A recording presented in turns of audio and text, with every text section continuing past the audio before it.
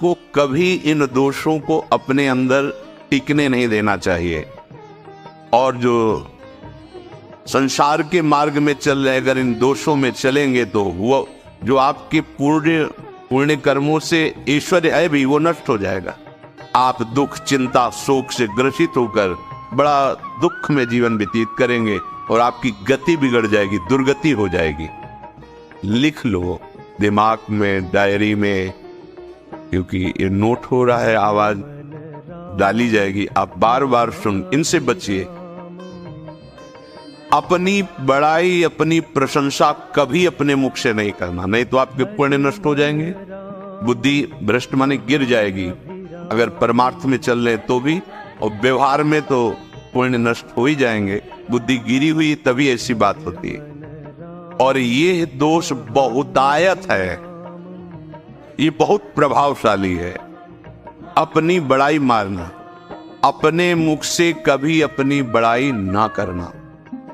अगर कोई अपने मुख से अपनी बड़ाई करता है तो उसके सुकृत नष्ट हो जाते हैं, बुद्धि भ्रष्ट माने गिर जाती, पतित हो जाती है, फिर निर्णय ठीक नहीं। अगर हमारा सारथी, हमारा ड्राइवर मूढ़ हो तो कहीं भी हमको गिरा देगा, तो वो बुद्धि भ्रष्ट मतलब गिर जाती है, निर्णय करने लायक नहीं रहती।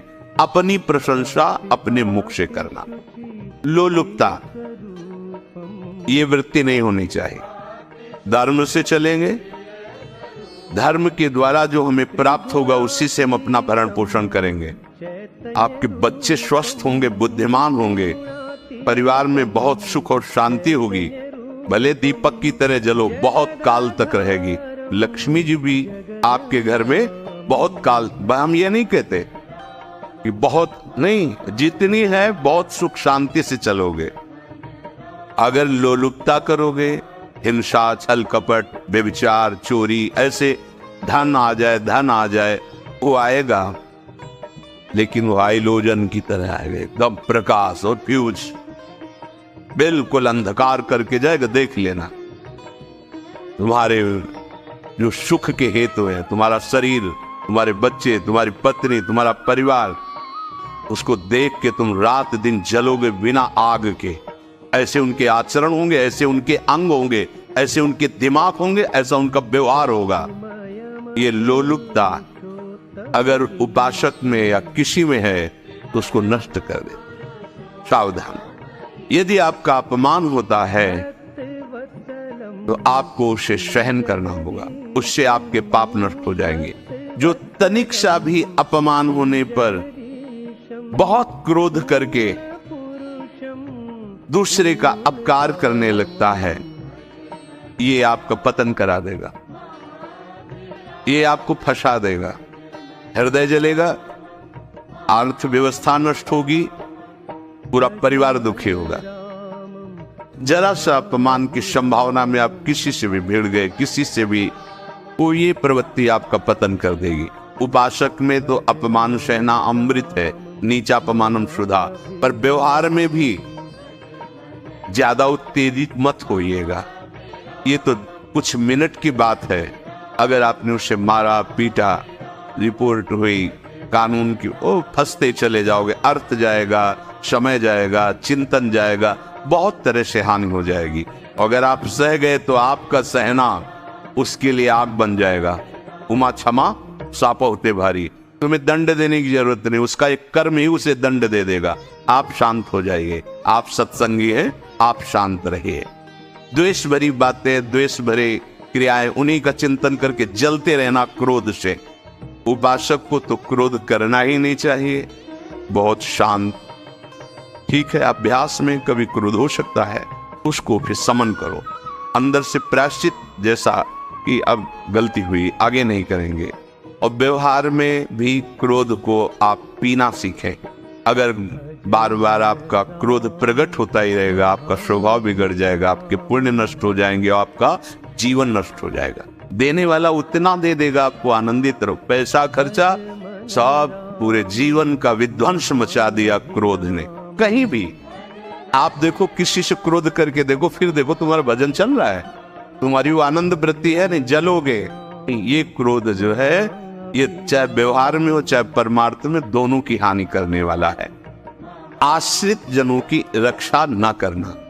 अगर कोई भाग कर आपके पास आ गया है, कोई पशु पक्षी या कोई मनुष्य, आपको चाहिए कि अब चाहे हमारे पहले प्राण जाए, उसकी रक्षा करेंगे। जैसे कोई पशु पक्षी किसी भय से आपके सीमा के अंतर्गत आ गया है, अब उसकी रक्षा करनी है आपको। अगर आप स्वयं मार देते हैं या मरवा देते हैं, या आपके सुकृत नष्ट कर देगा, या आपकी दुर्गति का कारण बन जाएगा। अगर वो पाप कर्म आपके द्वारा मन में प्रेरित हो रहे हैं, संकल्प बन रहा है, क्रियाएं हो रही है, दुर्गति पक्की, पुण्य नष्ट हो जाएंगे, दुख अशांति बढ़ती चली जाएगी, कभी शांति नहीं प्राप्त कर पाएंगे। ऐसा नहीं कि जो मन में आवे सो करे। पापाचरण निडर और उत्साहित होकर करना, अगर ऐसे लक्षण है, निश्चित दुर्गति होती है। संभोग का ही चिंतन करना, संभोग में ही मन लगाना, संभोग दूसरी स्त्रियों के साथ करने की भावना रख। रात दिन बैठे बैठे बस यही चिंतन कर, गंदी बातों का, गंदी बातें देखना, गंदी बातें सुनना, गंदी बातों का चिंतन करना। फिर अन्य माताओं बहनों के प्रति काम दृष्टि से देखना। कोई आ जा रही है, दृष्टि से काम भाव से देखना, भोग बुद्धि से देखना, निश्चित पुण्यनाश, दुर्गति। बड़े बड़े उदाहरण इतिहास में है जिन्होंने ऐसा दृश्य नेत्रों से देखने की चेष्टा की, मन में संकल्प किया भोगने का, नष्ट हो गए, चाहे वो कितने बड़े प्रतापी हो। विषमता रखने वाला सब भगवत स्वरूप है। समान व्यवहार, जैसे आपके भोजन है जो आप पा रहे वही सबको दीजिए, बैठने की व्यवस्था, उठने की व्यवस्था, क्रम बाई क्रम, पर उसको भी नीच भाव से मत देखिए। उस कोटि का उसको प्यार दीजिए, दुलार दीजिए, सम्मान दीजिए। इतनी विषमता न फैलाते रहे अपने जीवन में कि आप सबके निंदा के पात्र बन जाए। विषमता, सबको प्यार। हाँ ठीक है, पुत्र का अलग प्यार है, भाई का अलग प्यार है, पिता का अलग प्यार है, पर हमारा व्यवहार प्रीति युक्त होना चाहिए, विषमता भरा नहीं होना चाहिए। अगर हमारे चित्त में विषमता ही रही तो संसार है, प्रभु नहीं है। जीत विषम संसार कीर्ति जग बिस्तर है। जो विषमता पर विजय प्राप्त कर लेता है वही भगवत प्राप्ति का अधिकारी। ये विषमता बहुत बड़ी हानि है। अत्यंत मानी होना, जहां आपके प्राण कमजोर होंगे, पुण्य नष्ट होगा, आयुश्री सब नष्ट होना है, ऐसे आचरण करवाएगा गुरुजनों के साथ, महापुरुषों के साथ। ये बहुत नीच प्रवृत्ति है। अत्यंत मान प्रियता, मुझे सम्मान मिले, उत्तम प्रवृत्ति है। सबको मान देना, स्वयं अमानी रहना। दान देने की बात कह के मुकर जाना या दान देकर पश्चाताप करना। दे दिया है, बहुत जल रहे हो, दूसरे से वार्ता कर रहे हो कि पता नहीं क्या बुद्धि में हो गया, हमने उसको इतना कहा था, उतना दे दिया, क्यों दे दिया, ऐसा ऐसा, मतलब अंदर चिंतन करना, क्यों दे दिया, तो दिया। इसके बाद जो आपका ये जलन हो रही, पश्चाताप, सुकृत नष्ट हो रहे हैं। दान देकर पश्चाताप करना या दान देने की बात कह के मुकर जाना। जैसे आपने कह दिया आपको इतना इतना ऐसा, अब आप मुकर गए, ब्याज सहित तुम्हें देना होगा, ये तुम्हारी दुर्गति का कारण बन जाएगा। ऐसे ही नहीं बोलना चाहिए, बहुत होश से। वाणी एक अमोल है, जो कोई बोले जान, ये तराजू तौल के तब मुख बाहर आन। अत्यंत कृपण होना, ना परिवार को सुखी कर पा रहा, ना अपने को सुखी कर पा रहा है। एक एक सिक्का बैंक में जो मर गया। धन की वास्तविक गति यही है कि अपने परिवार को खूब उसकी अनुकूलता प्रदान करो, उसमें से कुछ हिस्सा किसी ऐसे को जिससे तुम्हें बदले में कुछ लेने की भावना ना हो। कोई साधु महात्मा, गाय, पशु, पक्षी, किसी भी जीव बीमार है, शरीरधारी, उसके जिससे कुछ कभी लेने की भावना न हो, एहसान की भावना न हो। सो धन धन्य प्रथम गति जाकी, धन्य हो गया उसका धन। अब वो कृपण का धन किसी काम में, ना स्वसुख, ना परिवार के सुख, ना धर्म कार्यों में, व्यर्थ जीवन चला गया। उसी धन का चिंतन करना, उसी का संग्रह करना और उसी की रक्षा करते करते शरीर छोड़ देना, तो चिंतन बिगड़ गया। तो कह रहे जो कृपणता है और अर्थ और काम की प्रशंसा, उसी की चर्चा, उसी का चिंतन। रुपया और भोग। उसी की चर्चा कर, जहां बैठे रुपया की चर्चा, भोग की चर्चा, जहां एकांत में बैठे उसी का चिंतन, कैसे रुपया बढ़े, कैसे भोग मिले।